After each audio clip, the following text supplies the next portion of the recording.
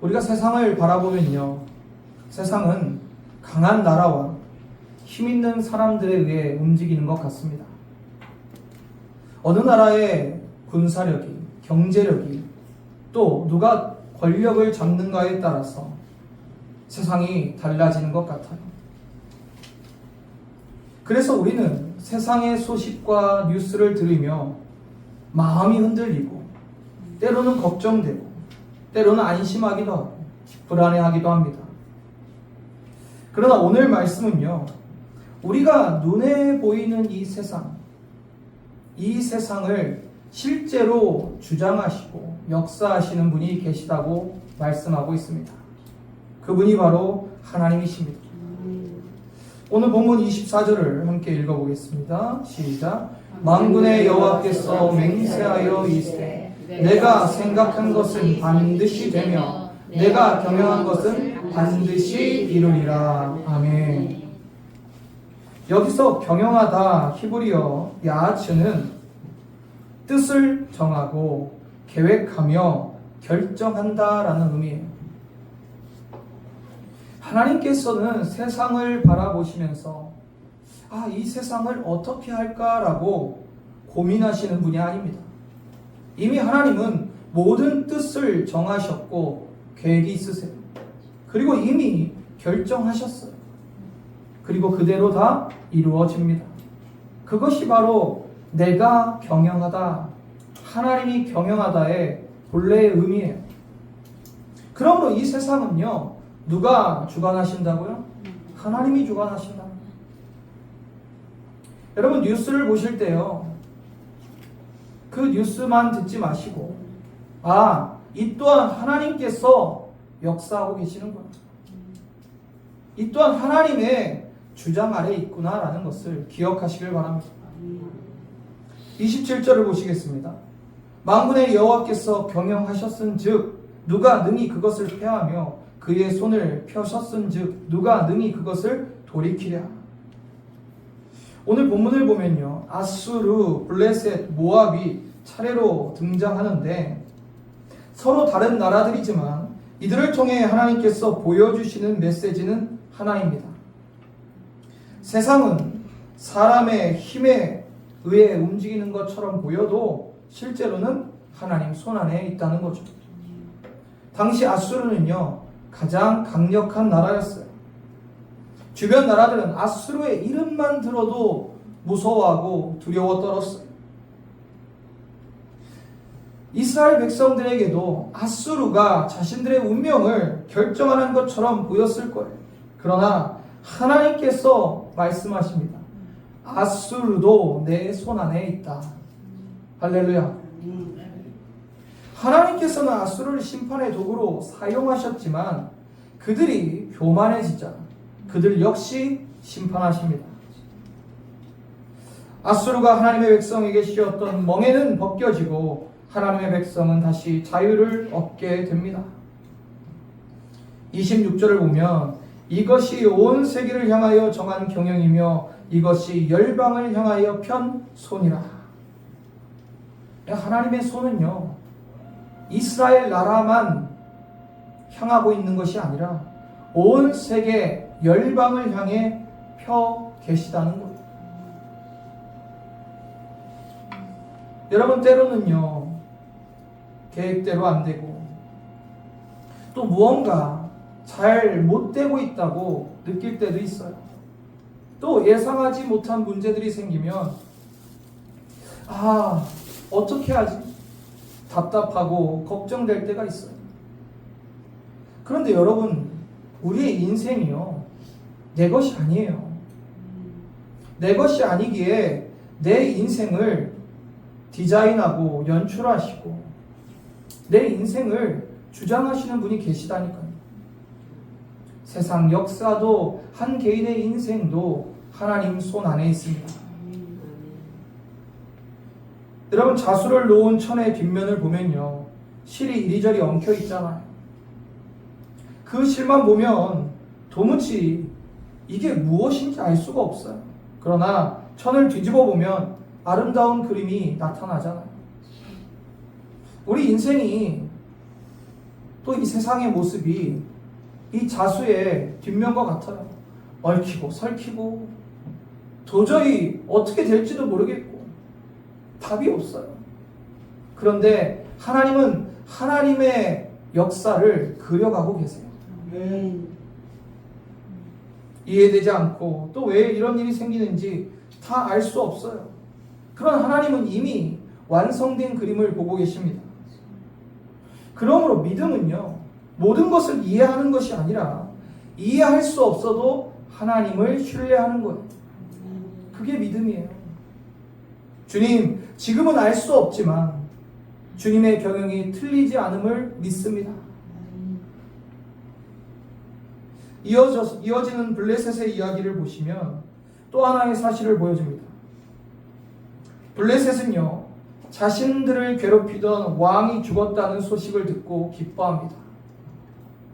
이 왕이 누군가 정확히 누구라고 우리가 알 수는 없지만 유다의 아하스 왕 또는 아수르의 디글랏 빌게셀 3세 왕으로 보여져요. 어쨌든 블레셋을 괴롭히던 나라의 왕이 죽었으니 블레셋이 기뻐할까요? 슬퍼할까요? 기뻐하겠죠. 자신들을 괴롭히던 나라의 왕이 죽었으니. 근데 하나님께서 뭐라 말씀하시냐? 본문 14장 29절에 막대기가 부러졌다고 기뻐하지 말라. 블레셋을 치던 막대기가 부러졌어요. 그래서 블레셋 사람들은 기뻐했어요. 그러나 하나님은 뭐라고 말씀하세요? 기뻐하지 말라. 여러분, 하나님께서는요, 이미 블레셋의 미래를 알고 계시고 결정했어요. 그러니까 그들을 괴롭히던 왕이 죽었다고 해서 끝난 것이 아니라 이제 더 큰 위기가 온다는 것을 말씀하고 있는 거예요. 블레셋뿐만 아니라 우리의 인생도 마찬가지예요. 여러분 어떻습니까? 하나의 문제가 해결되면 끝나나요? 또 다른 문제가 생겨요. 어떤 어려움이 지나가면 다시는 어려움이 오지 않나요? 또 다른 어려움이 와요. 야, 내가 경제적인 문제만 해결되면 살겠다. 그럼 경제적인 문제만 해결되면 끝나요? 또 건강의 문제가 올 수 있어요. 또 누구는 그렇습니다. 내가 건강의 문제만 해결되면 난 다 될 것 같다. 그러면 또 다른 문제가 찾아와요. 여러분, 이 세상에 어려움과 문제는 끝나지 않아요. 이것 지나가면 저거 오고 저거 끝나면 또 다른 게 와요. 경험해 보셨잖아요. 왜 그렇습니까? 이 세상의 것들은요, 우리를 안전하게, 우리를 평안하게 영원히 지켜줄 수 없기 때문이에요. 그 어떤 것도. 그렇지 않습니까? 그래서 32절에 이렇게 말씀하세요. 여호와께서 시온을 세우셨으니 그의 백성의 가난한 자들이 그 안에 피난하리라. 무슨 말씀이에요?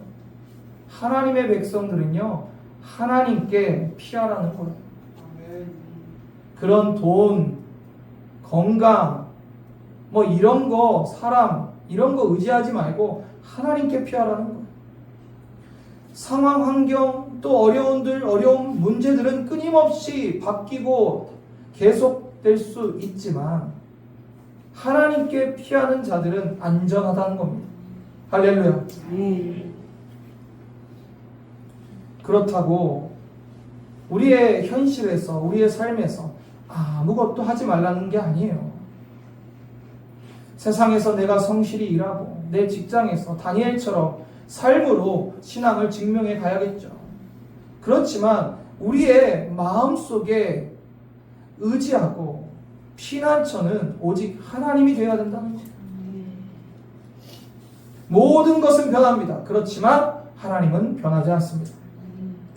시편 46편 1절에는 이렇게 말씀합니다. 하나님은 우리의 피난처시요 힘이시니 환난 중에 만날 큰 도움이시라. 이제 본문 15장으로 넘어가면 모압에 대한 심판의 예언이 나옵니다. 모압이요, 갑작스럽게 심판을 당한대요. 갑작스럽게. 하룻밤에 모압알이 망하여 황폐할 것이며 하룻밤에 모압길이 망하여 황폐할 것이다. 여러분, 하룻밤에 일어난 일이 하룻밤. 이제까지 멀쩡하던 것이, 어제까지 일상을 살아가던 그 나라가 하룻밤에 황폐해지고 망한다는 거예요. 놀란 모압 사람들은요, 산당으로 올라가요. 신의 이름을 부르며 간절히 기도합니다. 그들이 부르던 신은 누굽니까? 우상들이에요, 우상들. 하나님을 부르고 하나님께 기도한 것이 아니에요. 우상에게 간절히 기도해요. 머리털을 밀고 수염을 깎고 베옷을 입고 애통하며 우상에게 빕니다.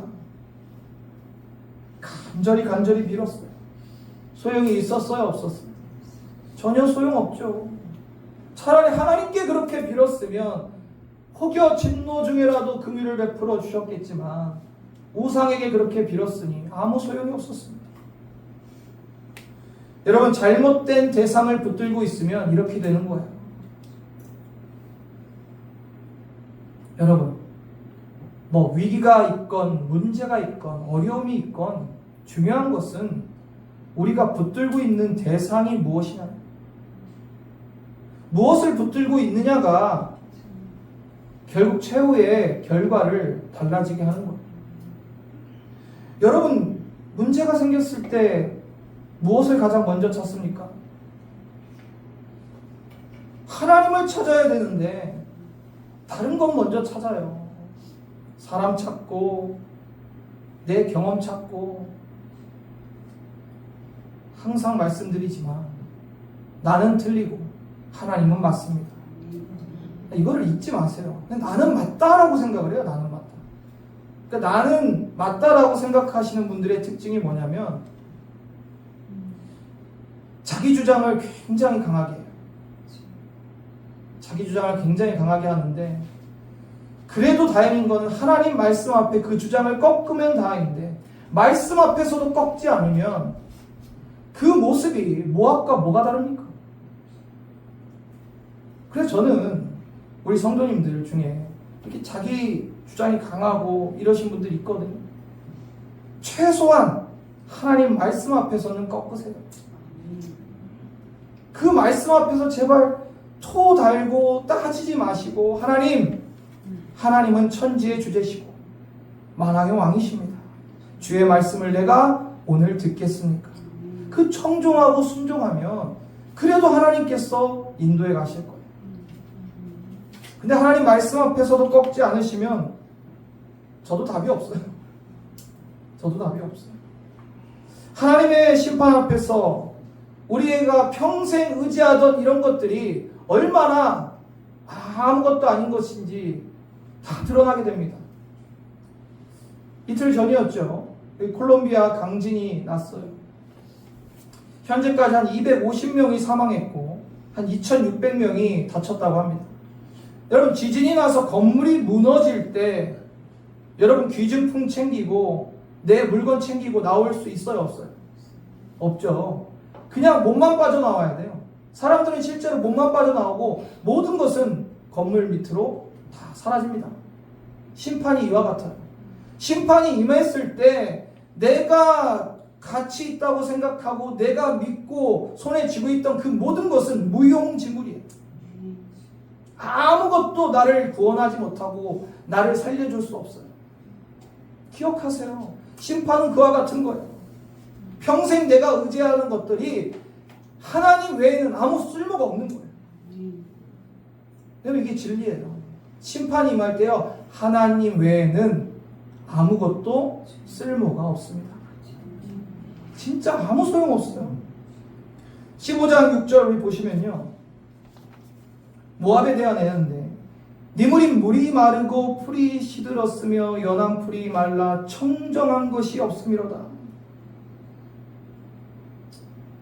이 땅의 심판에 물이 마르고 풀이 시들고 농사를 지을 수 없고 가축을 기를 수도 없고 결국 사람들은 삶의 터전을 다 떠나고 황폐해진다는 거예요. 그리고 9절에 더욱 두려운 말씀이 나오는데, 내가 디몬의 재앙을 더 내리되. 재앙이 끝난 것처럼 보이지만 심판이 계속돼요. 디몬은요, 이 모압의 예루살렘 같은 곳이 산당이 있고 그들이 신성시하는 그 땅이 어떻게 된다고요? 재앙이 내린다. 여기서 우리가 중요한 질문을 해야 돼요. 하나님, 그러면 하나님의 진노와 심판은 언제 멈춥니까? 도대체 언제까지 이 심판이 계속되는 겁니까? 우리가 이사야서에 계속 지금 심판에 대한 얘기가 나오잖아요. 하나님의 공의와 그 심판에 대해서 우리는 잘 이해를 해야 돼요. 하나님은 공의로우시기 때문에 반드시 죄에 대해서 심판하십니다. 심판이 언제 끝나냐고요? 죄에 대해서 심판을 하셔야 끝나죠. 하셔야 끝나요. 그럼 우리 인간들의 죄에 대해서 하나님께서 심판하셔야 되잖아요. 그런데 우리 인간들은 그 누구도 우리 스스로 이 죄에 대해서 벗어날 수가 없어요. 왜냐하면 죄인이 스스로 자기 죄를 어떻게 벗어납니까? 오직 죄가 없는 하나님의 아들 예수 그리스도만이 우리의 죄값을 치러 주실 수 있는 유일하신 분이었기에 그분이 십자가에 달리신 거고 성부 하나님께서 독생자를 내어주신 거예요. 그래서 그 진노와 심판이 십자가에 떨어진 거예요. 죄의 값은 사망이라고 하셨어요. 예수 그리스도의 그 생명을 우리의 죄값으로 하나님이 받으셨어요.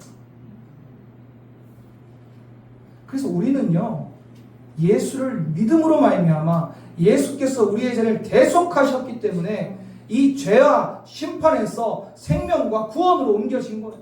할렐루야. 이게 하나님의 사랑과 은혜의 근원입니다. 우리가 감히 다 갚을 수도 없는 한량없는 은혜와 사랑이. 로마서 8장 1절에 이렇게 말씀하십니다. 그러므로 이제 그리스도 예수 안에 있는 자들에게는 결코 정죄함이 없다. 다른 말로는 그리스도 예수 안에 있는 자들에게는 결코 심판이 없다. 심판은 누가 받으셨어요? 예수님이 받으신 거예요.